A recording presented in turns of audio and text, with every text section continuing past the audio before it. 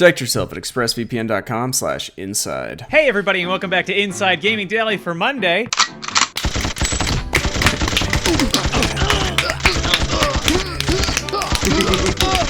Let's talk about The Last of Us Part 2 and sales, baby, making money, dollar bills, also known as the entire point of the video game industry. If anyone tells you it's for fun, you can just wheel around and punch them right in the throat. Yeah, it's no secret that The Last of Us 2 has seen more than its share of controversy, but now we've got our first data on how all of that online ruckus affected the bottom line. Yeah, ever since spoilers to the game leaked earlier this year, there's been a pretty big online backlash with some people accusing Naughty Dog of taking the franchise in a direction they did not want it to go. Oh no. If you don't believe us, just read the comments on this video. We salute you, brave culture warriors, and we thank you for your service. Thanks. Great. Which, of course, we're talking about the people going into the comments, not the people saying terrible things. And while the game got good reviews, it's currently at a 95 on Metacritic. It immediately got review bombed, of course, even before some people had a chance to play the game. Yeah, its user score is currently at a 3.9 based on more than 54,000 ratings, which indicate some people don't really like the game, or at least they really like leaving bad reviews of it online. Yeah, it's the latter. Yeah, it is. Yeah. They didn't because buy those the started skip. popping up like hours after the release. Like no one had played through. Right, and no PlayStation installs a game that quickly. You call this character development? Lots of people swore they wouldn't buy The Last of Us 2, and we even saw Sony and Naughty Dog react to criticism by locking down comments on videos and blocking responses about the game on Twitter. Now the game is finally out, so did all these threats of a boycott actually amount to anything? The short answer is no. The long answer is also no. Oh, okay. It's a no, but there was an also in there. It's just all no. Yeah. It's 2 extra syllables. Yeah, so here's how we know this. We got some sales info from the UK. The game hasn't been a flop. In fact, it's been setting records. But I don't understand. They boycotted it. 4chan told me bad. But they gave it bad reviews, so I'm not sure how that works. Yeah, at the next 4chan summit, the one's gonna get the end of a long table and he's gonna, all right, who was it? Who bought the game? And they all raised their hand. But yeah, GamesIndustry.biz reported that the game has become Sony's fastest selling release of the current generation, just edging out Uncharted 4, that was back in 2016. So it's already got some pretty good company. Now, there are some caveats here. Again, this is just in the UK and it's physical sales only, but it gives us some idea about how the game is going to perform overall. Without giving exact numbers, Games Industry reported that Last of Us 2 beat out Uncharted 4 by just over 1%, which is honestly kind of impressive that a game's physical sales in 2020 would beat out a game from 4 years ago, because the industry has been trending more towards digital sales for years now. Okay, but how did it do against the first Last of Us game, the classic, the one that started this whole thing? Answer: a lot better. The sequel's launch sales were 76% higher in the UK than the first Last of Us, which debuted on the PS3 back in 2013. Again, you would think physical sales would be a lot higher back in 2013. Now, though we have to bring up another caveat, the PS4 is a much more popular console than the PS3 was, and also the first one was new IP, so it didn't have that same bolstering that this one did, but a 76% increase is major. And one more data point from Games Industry. They said that The Last of Us 2 was the biggest UK launch for any boxed game this year. Its sales were 40% higher than the previous champ, Animal Crossing New Horizons, which was a juggernaut in terms of sales, so this says a lot. So yeah, that's kind of amazing considering all the positive press that Animal Crossing has gotten. It released during the quarantine and it was seen as a welcome escape for people who were understandably freaked out during the global pandemic. It also appealed to everybody, apparently. Babies and old people. Old babies. Benjamin Button disease people. That was really the first game since Spider-Man on PS4 that, like, people that don't give a shit about video games, you know, well-adjusted people, were like, hold on, I know about this, and I might actually play it. Yeah, that's definitely when I get the conversation, Brian, you know a lot about this shit.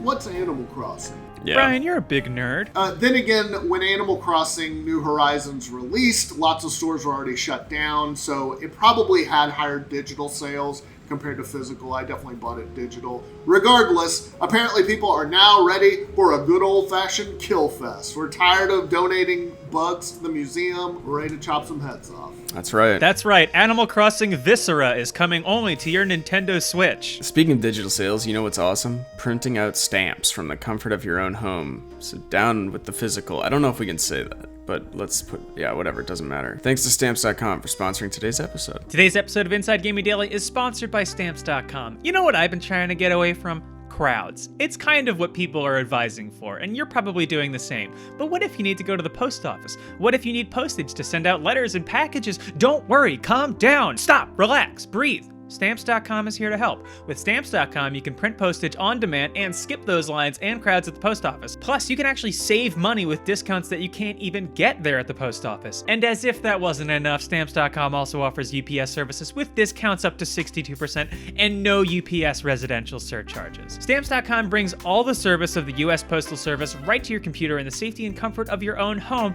or anywhere else you are hunkering down right now. Whether you're a small business sending out invoices, an online seller shipping out products, or you're just working from home and you need to mail stuff. I don't know, I've been sending my brother pine cones. There's no rhyme or reason for it, but he loves them. Stamps.com and handle it all with ease. Simply use your computer to print official US postage 24/7 for any letter, any package, any class of mail, anywhere you want to send. Once your mail is ready, just leave it for your mail carrier, schedule a free carrier pickup, or drop it in a mailbox. No human contact is required. It is that simple.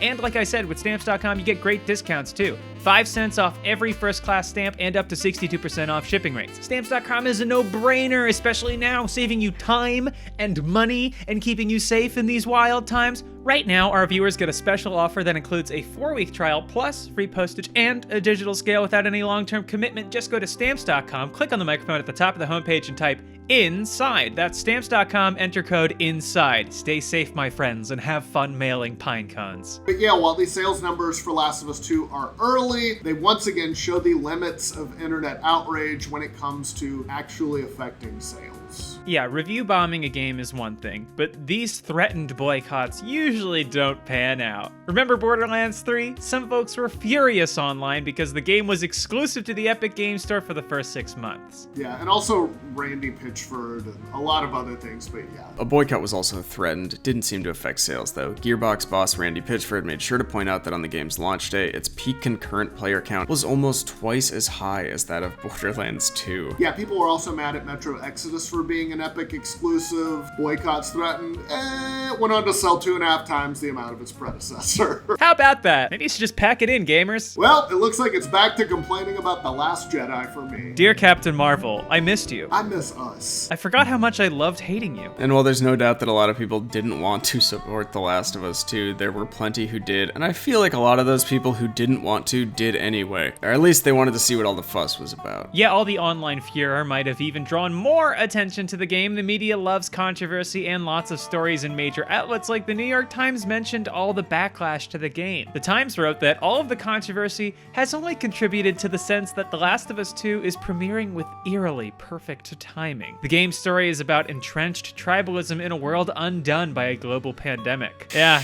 that's the paper of record, if I've ever heard it. But despite the high review scores on aggregator sites like Metacritic, not all the critics love the game either, because a lot of the outlets who don't use a numerical score in their reviews gave The Last of Us 2 kind of middling or even like bad reviews, but there was no number attached, so they don't count. For example, Kotaku wrote that the game's ugliness overshadowed everything else. Polygon said the game ends up feeling needlessly bleak at a time when a nihilistic worldview has perhaps never been less attractive, and Wired said that the game tries to be profound but fails. I like how people are complaining about the violence too. Like, I don't That's, like. yeah. Is this your first M-rated game? I don't know. Don't go into a game that is notably violent and then complain about the violence. That's a weird thing to do. Yes, it was a weird, yeah. I liked Star Wars, but did there need to be that many lightsabers? But ultimately, the main thing that matters, of course, is sales. And a big AAA game like The Last of Us 2 needs to move a lot of units, and so far, it has.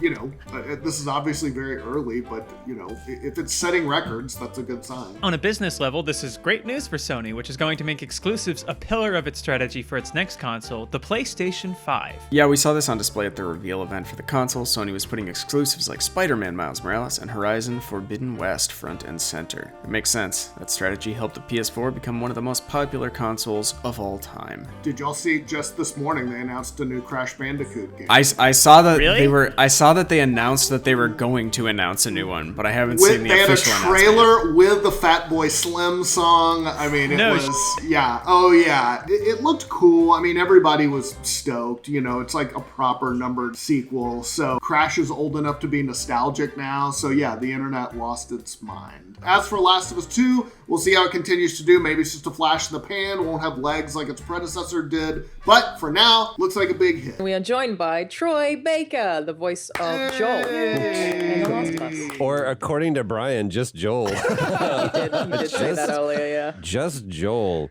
And this guy. Let him know his name is. I would say it's a brain fart, but that's all my brain is as far as. It's just one fart. Yeah.